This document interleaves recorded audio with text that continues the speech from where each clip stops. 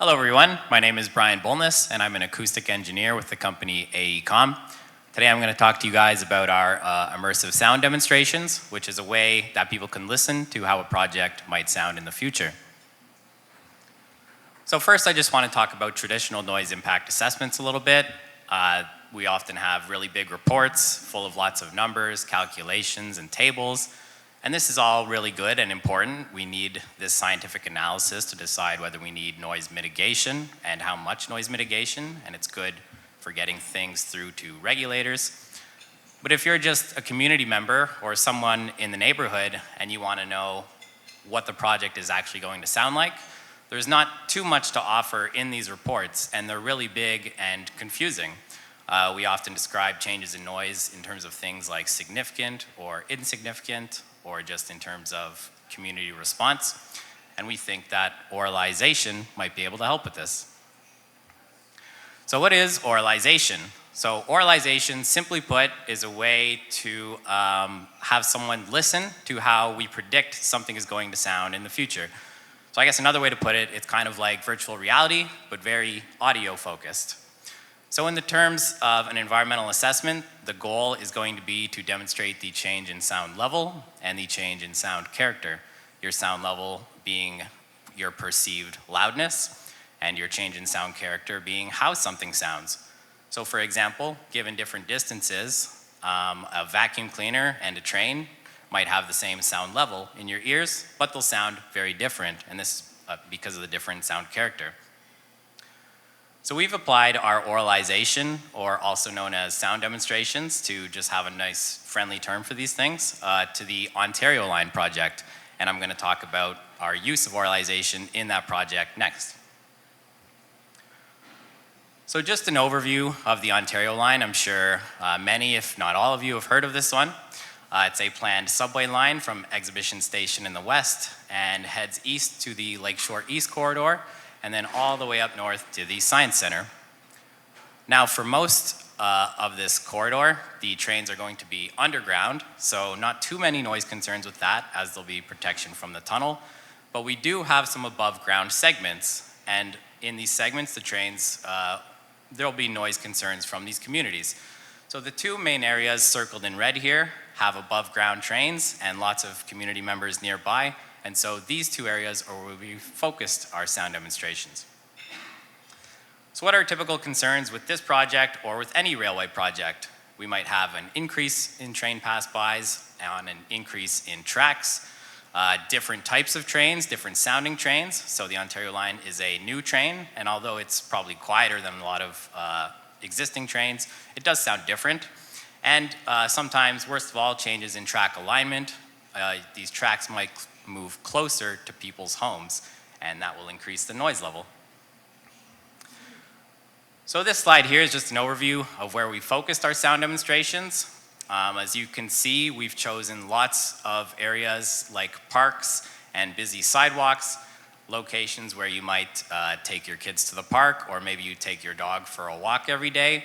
Not a lot of individual houses, and this is because we wanted our locations to be as familiar to as many people as possible in these communities.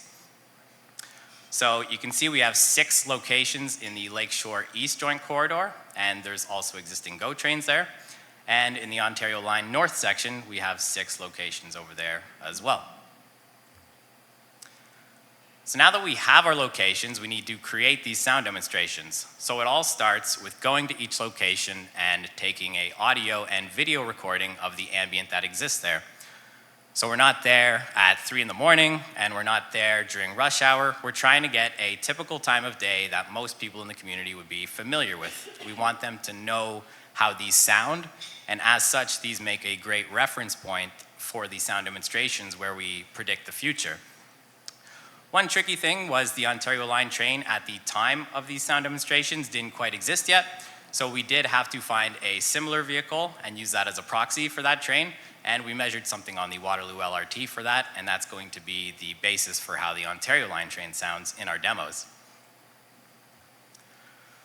So a really important aspect behind this is the noise modeling, and the noise modeling is what separates this from basically being just an art project. This is a scientific endeavor. So there were noise models made in support of the Lakeshore East Joint Corridor. That model was made by AECOM. And we were supplied with a noise model for the Ontario Line North, and that one was made by Stantec. So with these noise models, we're able to scientifically analyze the changes in sound due to all of the different project configurations at different frequencies. So things like your change in position of your tracks, ground geometry, maybe the trains are higher up than before, maybe screening is different now, maybe a building is there that wasn't, maybe vice versa. And most importantly, we can tell what a barrier is predicted to do using these noise models. And we take all of our noise model outputs and we mix them together with our audio recordings, and that's how we come up with the audio component for our sound demonstrations.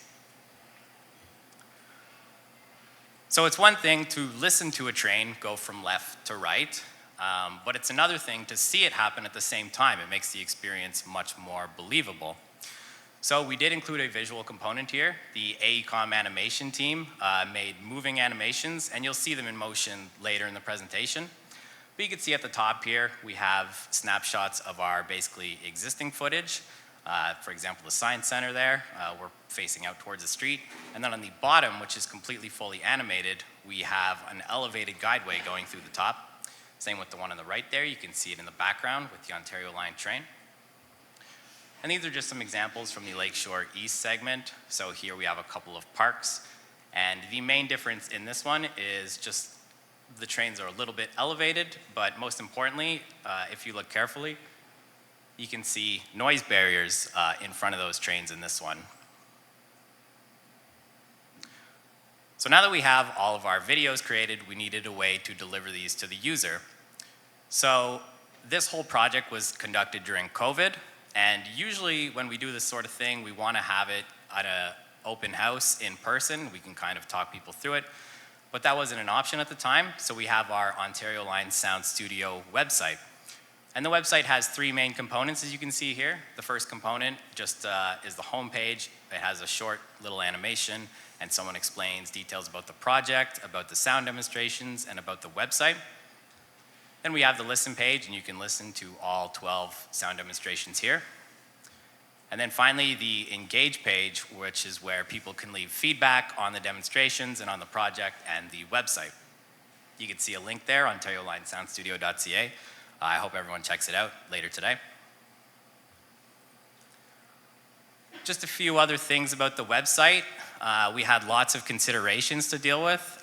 We had to have it handle different sizes of screen, resizing, certainly different kinds of browsers, Chrome, Edge, Firefox, and maybe most importantly, many mobile devices. A lot of people browse the internet on their mobile phones now, although hopefully they're not listening to these on their mobile phone speakers. Also as well, we have our accessibility options, which were very important to Metrolinx and ourselves. You can see you could change the colors there for the visually impaired and just reset it back to the way it was using the reset button if you want. Now before I show you a video of the demonstration itself, just a couple of notes in the web tool. So there's two main components here. You have your key moments in the video. So this varies from demonstration to demonstration because different things happen. But just for example, in this one, you'll have your typical ambient where you'll listen to maybe the birds and some park noise. You'll have a GO train passing because there's GO trains in this area. And then in the future scenarios, you'll be able to see an Ontario Line train passing. And you can switch between these moments using the web tool. And then my favorite part here is switching between the different project scenarios. So you have your existing scenario, which is basically our raw recorded footage. Then you have the with project, which has all the different project configurations and inclusion of the future Ontario Line trains passing by. And then the best one, with project and with a noise barrier as well, where you can listen to the predicted effects a noise barrier is going to have on all of these trains. And you can switch between these in real time, which I'll show you next, and you can get a nice feel for how we think that barrier is going to sound. And I'll just show you that next.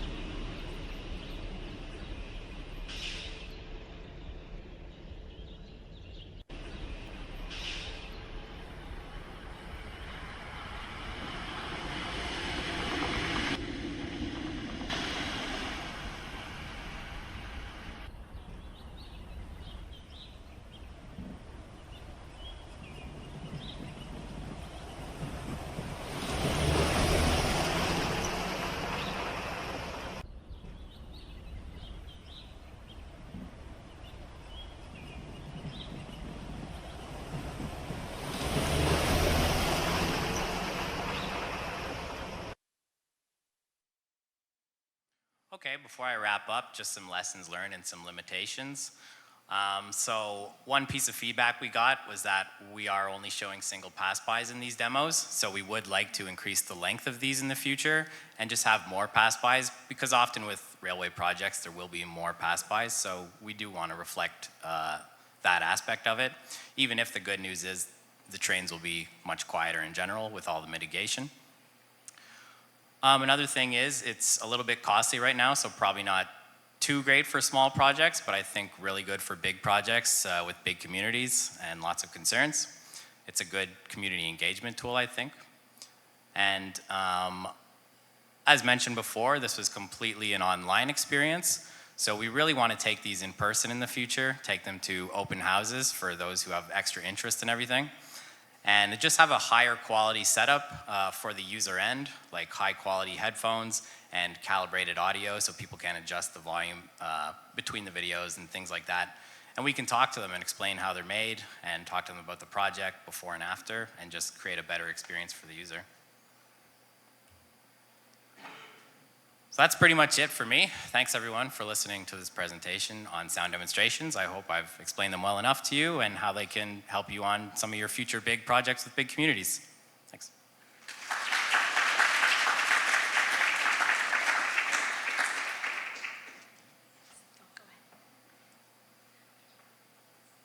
Thank you, Brian.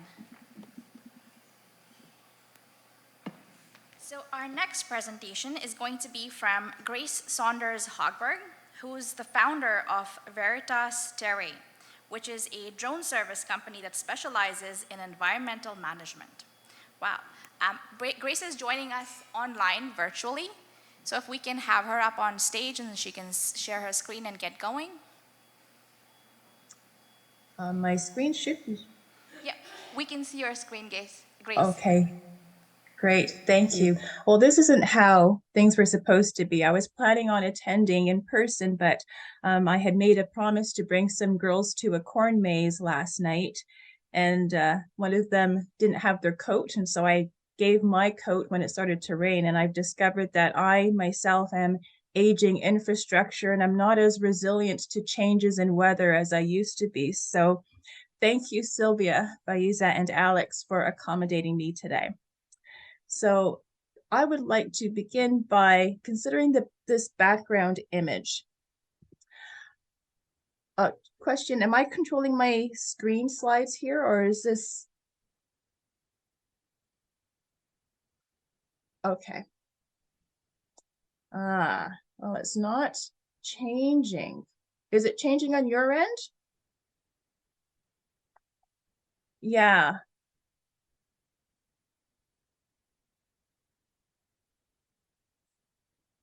Okay, there we go. So I like to consider this background image. I'm sorry, it is blurry because when I had uploaded it to OAIA, I had to condense it considerably because the files were so large, the image files were so large. But anyhow, this is a satellite capture of an Atlantic storm as it makes contact with parts of Atlantic Canada, Quebec, and northeastern United States. As we all know, climate change is the new normal, where past climate models aren't reliable in predicting future weather and climate patterns. What we know is that climate change will alter the intensity, magnitude, frequency, duration, timing, and spatial extent of a region's climate hazards. The other thing we know is that the communities where we live, work, play are complex with layers of infrastructure above and below ground.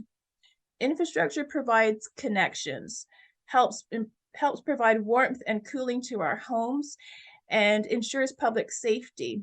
It's essential for our public health and drives the economy.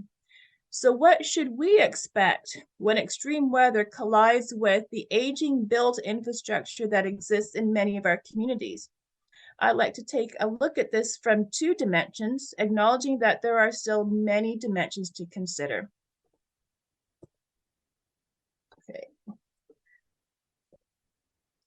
So this comes from a report from the Financial Accountability Office of Ontario that was released in 2022. And just for some context, The value of transportation infrastructure assets in Ontario is $330 billion. 82% of this portfolio, or $269 billion, is under municipal jurisdiction, and just the remaining 18% is under the province.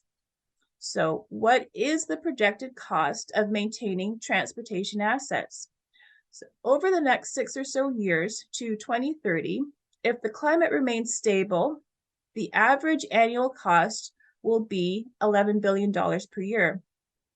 If the climate is unstable, we can add another $1.5 billion per year on average. So this gives us the baseline costs. Using a long-term lens, so 3 generations from now to 2100, the projected cost of maintaining the public transportation infrastructure depends on the extent of global climate change. And we can add these projection costs on top of the baseline costs. So under a medium emissions climate scenario, that would add another, or climate hazards would add another $2.2 billion per year on average. And again, under a high emissions scenario, you can add another $4.1 billion per year. Okay. And then I'd like to also take a look at an overlooked dimension, which is mental health. A report by the Intact Center at the University of Waterloo in 2014, or as some of you may recall, in 2014, 3,500 homes in Burlington were flooded after 7 hours of rain. Residents who were directly impacted struggled with increased stress. And this report concluded that household flooding isn't only relevant for property and casualty insurance, but also life, death, and disability insurance. And they further concluded that mental health impacts are likely to worsen as flooding increases in frequency and severity across the country. Okay. No. Let me try that again. There we go. So, let me see.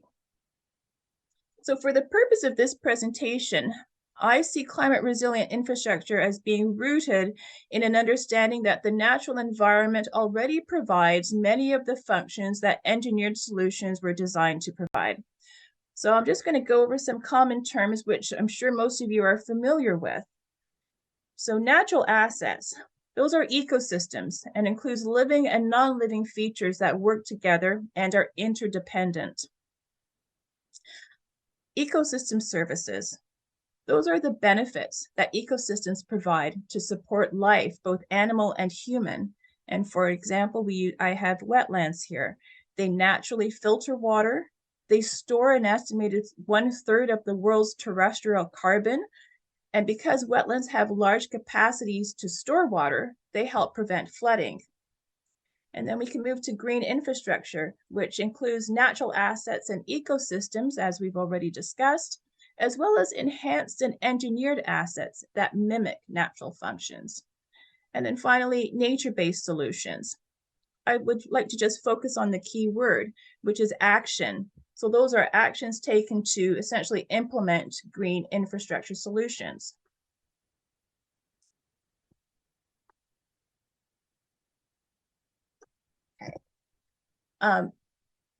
So I've already spoken about costs, but let's take a look at some of the benefits that can be gained by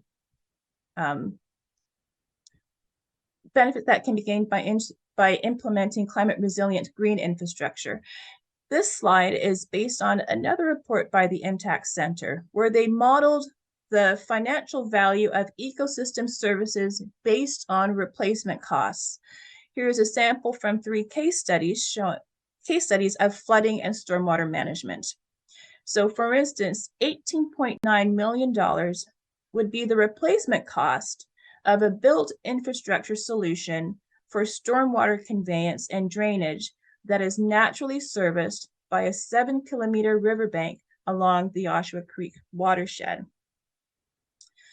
So What tools and technology are available to facilitate planning and implementing climate resilient green infrastructure?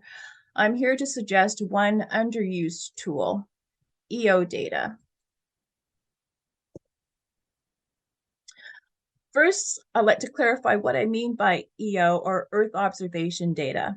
I'm referring to remote sensing technologies used to monitor land, seas, rivers, lakes, and the atmosphere. These technologies include satellite, weather balloons, aerial images captured by planes and drones, and even underwater drones. So why use EO, or Earth observation data? EO data provides a big picture or an overview of what is happening on the ground and can guide decisions concerning where to locate infrastructure and other land uses. In terms of decision making, it creates data democracy, especially now that there are more open source satellite data being available through sources like Bing and Google and Esri. It also provides data in context. People can see the relationships between land uses. And then there's also data analytics. With the use of sensors, we're able to dive deeper and see changes beyond what the eye can naturally see. And by being able to see it before that time, we can act more quickly. So how can we implement satellite and drone data with field work? Well, I visualize this relationship as a funnel, or just an upside down triangle, where satellites, as I mentioned, provide an overview look of what is happening. And one of the other advantages of satellite data is that there's time series, because we've been collecting data from, or images of the Earth, for roughly 50 years. The disadvantage, though, is that there's reduced control over the timing or frequency of satellite images taken, unless you want to pay a lot of money from a private satellite company. And then we have drones. They provide high resolution geolocated data over an area that's larger than field work. But one of the challenges with drones is privacy issues, and that's generally overcome by notifying residents of the fact that drones will be flying during a specific period of time over their property. And then we have field work, which is just a fantastic way of ground truthing what is observed remotely. Without drones, and if it's over a large area and you don't use Earth observation data, and it can be time consuming and time intensive and require more people to cover those large areas. Okay, so let's walk through an example. So a climate resilient green infrastructure process starts with creating a natural asset inventory. RARE is a charitable environmental land trust and research institute in the Wellington-Waterloo region. Their main objective is to acquire 900 acres of a green corridor along the Aramasa River within the Grand River watershed. They chose this area because of the ecological significance of the natural assets in this catchment. And here is a satellite map of a portion of the Aramasa River. So what does it tell us? First, we can see that there is more urban land use in the southwest compared to the northeast area of the map. Second, the area outlined in yellow is the riparian buffer zone, and it narrows as the river flows into the city of Guelph. Some other things that we are seeing here that have been added is that we're dealing with two municipalities, the city of Guelph and then the township of Guelph-Aramasa to the northeast. We can also see that the Grand River Conservation Authority is managing the water flow with a conservation area at the north and a water level gauge in the upper northern part of this catchment area. And then through field work, has been determined that the water quality in the north, where there are also more wetlands, is superior to that downstream. But our area of interest is just that green pin. We need to see more detail. So here we have an orthomosaic map which consists of 289 photos that were stitched together by photogrammetry software. And this is the section of the Aramasa River, or one of the sections of the Aramasa River that RARE has acquired. I'll confess again, this image is not much different than a good satellite image, but this is also one of those images that were just too large to send and had to be compressed significantly. But what does this image tell us? Well, you can see some indications, I can use this along here, of the map of the topography just by the shade. The area on the top of the map is difficult to monitor because there isn't an access trail and it is surrounded by private landowners. There are homes and road at the bottom edge of the river, but the concern that the lead ecologist has is with the Phragmites, invasive Phragmites, which is an aquatic vegetation that's detrimental to wetlands and biodiversity. So let's zoom into the area that is circled orange. So here we can see a clearer picture of the invasive Phragmites and some of the die-off. But also there's a trail in the water, which is presumed to be, go back here, which is presumed to be created by a beaver. Okay, just a minute. All right, next slide. So here is a digital elevation map focusing on the area that has some housing. There is a weir, which I believe is privately managed, but you can see that the homes surrounding the river at that end are presumably in the floodplain. And then here we have the vegetation health. Although the vegetation is green, as observed on the ortho map, the question is, how healthy is it? With multispectral sensors, we're able to see beyond the visible spectrum. And here I just used NDRE, which is a normalized difference red edge, which is a vegetation index that's sensitive to the chlorophyll content in the leaves. And the extent of greenness suggests that those plants are healthy. And as we see the greenness, there is a legend at the bottom, but less green, less healthy.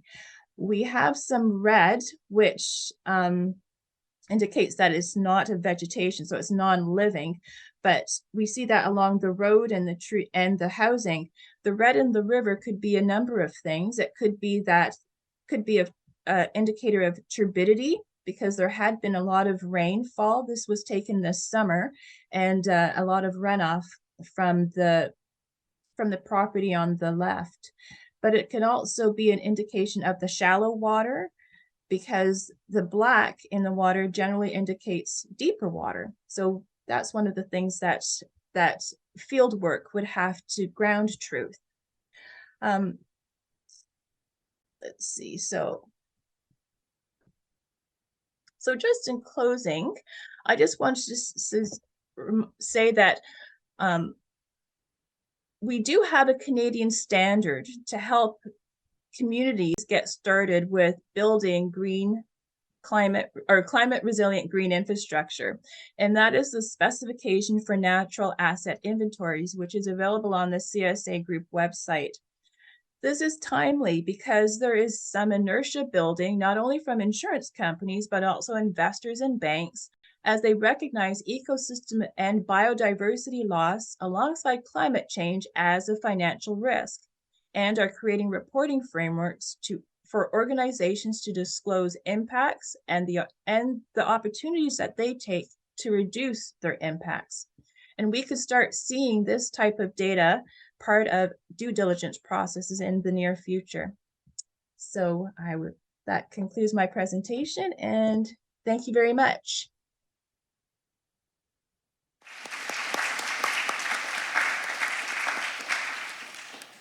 Awesome. Thank you, Grace, so much for that great presentation. So we'll bring you back when we have the Q&A shortly, but we'll go on to the next presentation for now. Okay, Perfect. So next up, we have Nat Bergbush, who is a PhD candidate at University of Waterloo, and he is the OAIA Student Bursary Award winner. Nat is going to talk to us about a water-centric model for IA planning, reconsidering environmental cultural flows in development of decision-making in Canada through grounded theory. All yours, Nat. Thank you, Faiza, and thank you to OAIA for the bursary as well and supporting my experience. That's so wonderful. I'll just get my slides up. So this talk is on water, so take a sip of water and sit back and relax. There we go. And I would add as well that, I'm in the session of modernizing technologies, but I think this talk is a bit more on modernizing ideas and ways of thinking that can then be supported by technologies. Technologies which I can't use. There we are. So first off, I'd like to thank my co-authors. So that includes Bob Gibson, it includes Simon Courtney and Andre Saint-Hilaire and Melanie Lowe. And I would like to say as well that the picture in front of you, it is a watercolor depiction of my home watershed in Saskatchewan, which is where I'm from, and I'm doing some of my work. But I will be speaking to you on the topic of reconsidering environmental and cultural flows in development decision-making. So this is the outline for my talk. You can see the outline on the left, and we'll be going through that bar as we move through the talk. But what are environmental and cultural flows? It's possible these ideas are familiar to you, and you might know the term in-stream flow needs. And for those of you who are water practitioners, that probably rings true in your ears. Now, environmental and cultural flows, I'll define them, then we'll provide some examples. So an environmental flow is the quantity, the quality, the availability, the timing of fresh water necessary to sustain aquatic ecosystems, which in turn support human cultures, economies, the livelihoods that people depend on, and more. And cultural flows, it's a bit more, it adds to this idea, and it reflects that the needs of downstream users are culturally determined by norms, by values and preferences developed through longstanding and interconnected relationships to aquatic ecosystems. So some of this is of course not new, and we think of flow all the time, we think of water quantity and quality, and so an environmental flow, in simple terms, it's really just the amount of flow and the timing for spawning habitat, for seed germination, for biogeochemical processes, for all these different kind of endpoints in the system. And the cultural flows, it could be navigation, it could be governance practices, rights, it could be medicines. So there's a lot of that that's kind of already baked into impact assessment, of course, but I think what could be baked in more is this idea of how we reserve water for the environment and who gets to make that choice. So how are environmental and cultural flows already considered in water management and impact assessment? Well, in 2007, in Australia, there was the Brisbane Declaration and a Global Action Plan, which said that environmental flow management needs to be part of every aspect of land and water management, and that includes environmental assessment and strategic assessment as well. Now, past research in the academic world has shown that these ideas, environmental and cultural flows, are rarely part of impact assessments except for minimum flow requirements, and their consideration could be substantiated more at different levels of assessment. But how are these already considered in Canada? And we'll kind of answer this here first and then after in the results as well. So here you can see a map of Canada. As we go from blue to red, you see more stress. And stress because of water scarcity and water quality, climate change, invasive species flow alteration, all of these things. And so Canadian watersheds are incredibly stressed. And you think that there would be great attention to understanding how water is provided for the environment and dependent culture at a watershed level. But from previous work, some scholars have shown that it's somewhat unclear how environmental and cultural flows are protected in different parts of Canada, provinces and territories, but some legislation, like the Fisheries Act, the Navigable Waters Act, and the Impact Assessment Act might provide implicit protection, and of course, the actions of practitioners as well. But I would argue that in this modernization of thinking, there's potential for these concepts to be used as tools in basin planning and assessment to help more with collaboration and consent. And so that leads me to my research questions for this study. So I'm thinking about the past, the potential, and practice. So past, how have we considered environmental and cultural flows in Canadian acts, in policies and programs and impact assessments? The potential, how would environmental and cultural flows be an asset to impact assessments conducted in watersheds through pre-planning? And how might these approaches be integrated more in higher level types of assessments? And I'll also add as well, this term environmental and cultural flows, it's certainly a bit of academic jargon too, but I would say that there's also the term environmental and cultural water. And that really just means what water is reserved for the environment, and the flow piece is how that is delivered to the environment. And so I speak of these as one. But our methodology here was a social sciences one, grounded theory. I spoke to quite a few people. I first spoke with environmental and cultural flows experts and practitioners in Canada, and then with impact assessment people. So those working with Indigenous communities, those who are regulators, those on the ground, and academics as well. And this was grounded theory in that I did interviews. That was the data. I thought of the ideas that were emerging. Then I used that to inform who I would speak to next in the creation of this theory. And so that was 34 people. And this is also supported by a scoping review of 25 acts, 23 policies, and 39 federal impact assessments. Now, what did we find? Well, first, I will say that I asked the question to contributors of this study of, what are the greatest challenges to assessing downstream and regional impacts in Canadian practice and, in impact assessment, because that is kind of this conversation. How do we help in ensuring the needs of downstream users are met? And, contributors said what you'd expect, that inclusive scoping and bounding of projects is a problem. A practitioner in Alberta said Canada would like to scope down our regional impact assessments, and communities and Indigenous groups would like to see these things scoped up. And that's going to be a real problem of expectations not being met. Of course, there are issues with responsible authority and jurisdiction as well. A reviewer in Alberta said, if Canada does regional assessments, what does that mean in terms of managing the cumulative or project-specific impacts if they're not the ones issuing the water licenses? And of course, you can see the other gaps that were mentioned here as well. Now, as we turn to these ideas of environmental and cultural flows or water to think about how to address some of these things, let's first talk about what is this like in Canadian acts, policies, and practice from what I know and from the people I've spoken with.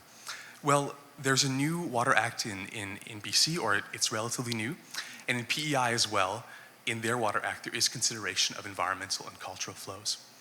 Now, that is really it in terms of provincial and territorial acts.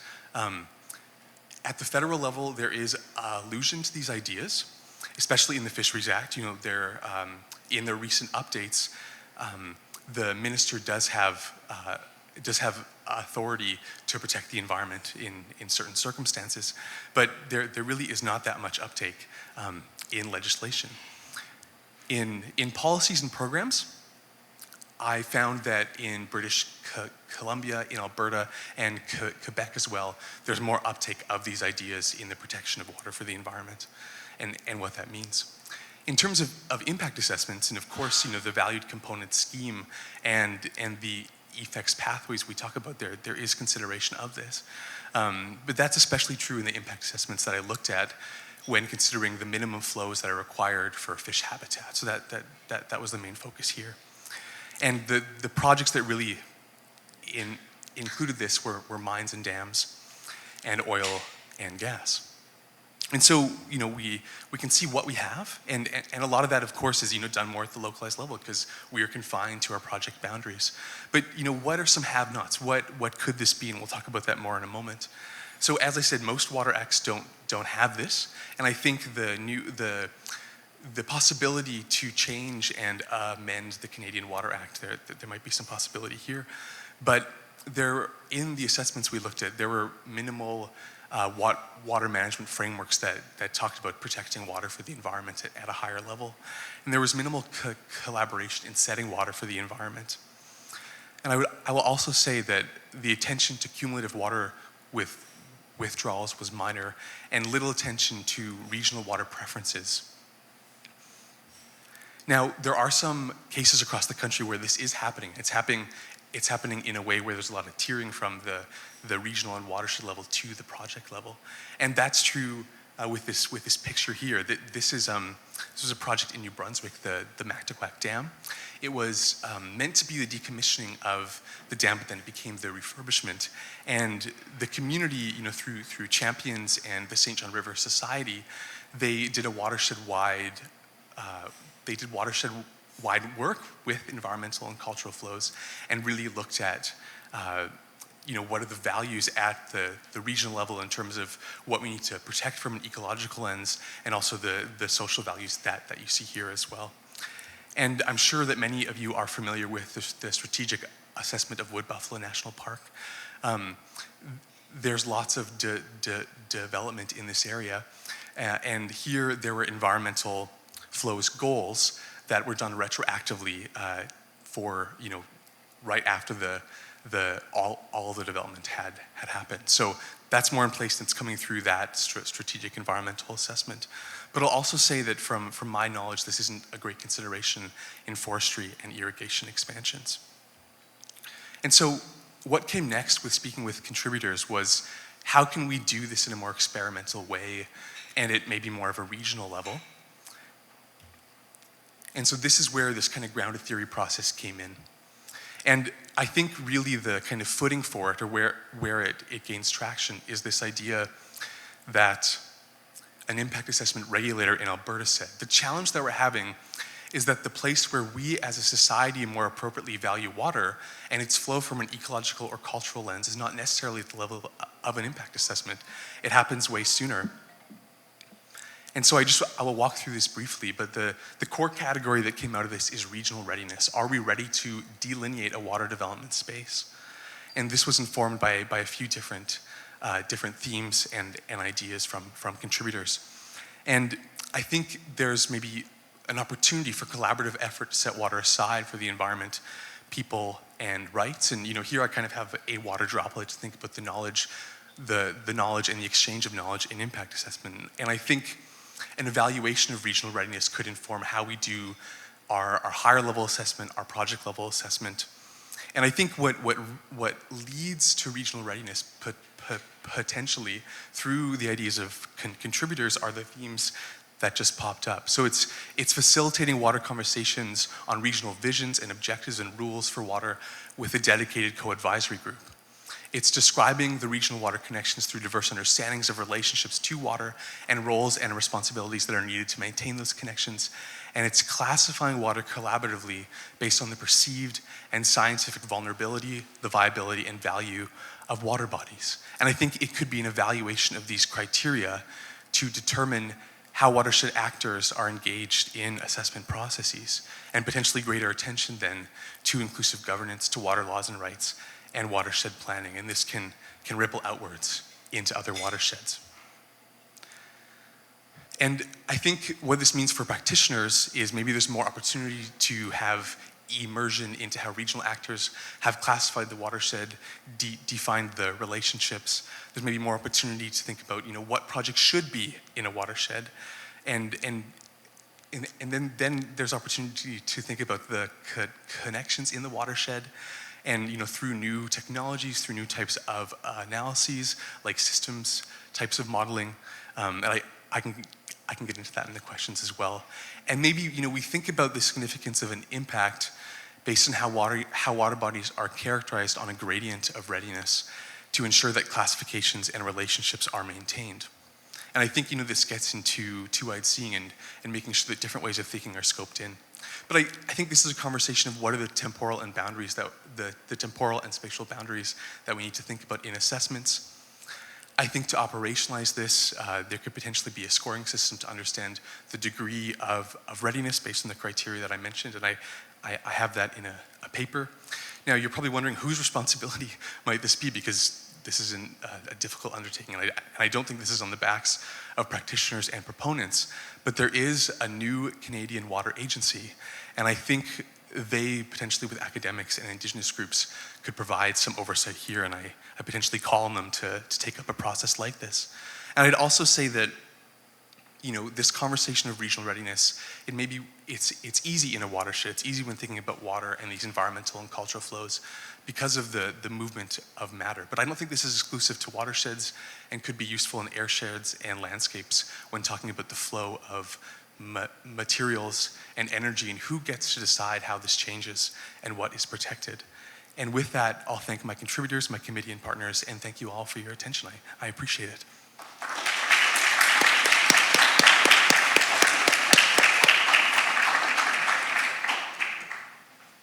That was a great presentation.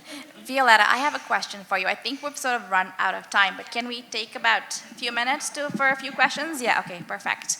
Does anyone have any question for these three awesome people? And if we can also have Grace back up online, if it's possible, please. Thank you. Oh, we have a question there first. Thanks for that presentation, Nat. So thinking about culturally relevant flows and using a tool like a regional or strategic assessment to examine some of those bigger questions, I can't help think about some of the stuff that's going on in Saskatchewan with the potential Lake Diefenbaker expansion.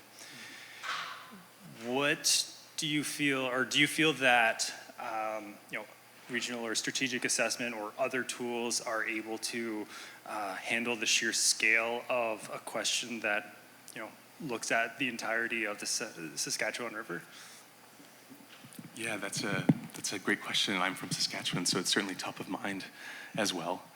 I think that that's a conversation on watershed planning and the linkages with watershed planning and regional and strategic types of assessment. And I don't think this is strongly in the regional assessment, the policy guidance that has come out and is continually drafted. I think in Saskatchewan, in particular, it's not like Ontario in terms of the conservation authority in place. There's a bit of an absence of watershed planning, and so I think in a way, in that context, a regional and strategic type of assessment would help in recognizing that gap and helping to maybe form structures like co-advisory boards to help with watershed planning when it's lacking. But then that gets into jurisdictional types of issues and the court decision as well. Yeah, but I'd love to speak with you more on this topic as well. Thank you. Okay, I think, yeah, she has a question. Okay, thank you. My question's for Brian, actually. So in spirit of full transparency, I've worked very closely on the Ontario Line Joint Corridor segment for the last few years. And I recognize you're a noise and vibration engineer, so I'm sorry to throw this at you out of left field in advance, but just, I think, being conscious of our audience as impact assessment professionals, I'm wondering if you could speak to whether you think there is a need for greater transparency about, for example, noise limit exemptions for certain agencies and perhaps the exclusion of certain noise-generating elements, like say arriving and departing bells of trains, from the criteria that's used in even these demonstrations and the assessments. Yeah, that's a really valid point. I think often they're excluded because they're actually not louder. They just kind of sound annoying. They stand out. But like in terms of noise limits, the fast-moving diesel train is going to be much louder. So that's, I think, the reasoning behind it. Whether it should be excluded anyways. And as part of these things, I think we probably should include them in future assessments, especially if we're at a grade crossing or something like that, or opening doors. We did make demonstrations for another project where we feature kind of the opening of the doors and stuff. So I think it's good feedback. Okay. I have a question. Brian, this one's for you. So while you were talking, I was really amazed by everything that you presented and how we can actually see now, like through AI, what potential now noise exposure could be like. What about during construction periods? So, right, a big part of noise level impacts to human health is during construction and all the heavy machinery and equipment that sort of runs kind of all hours of the day. So the kind of, generation of this model or like what was the word that you used? It's in your title. Demonstration? Yes, yeah. Demonstration, that's the word I'm looking for. Is that possible to do for what construction might sound like as well in communities?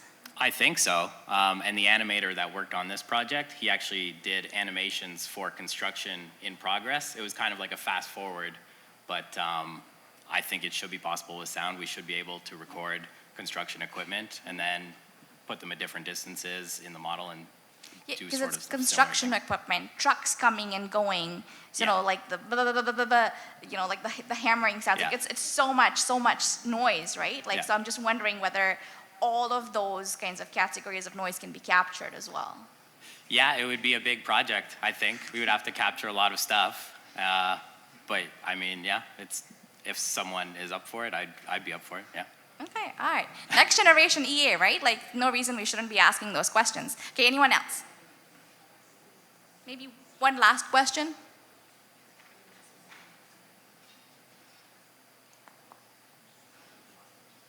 I don't see any hands up.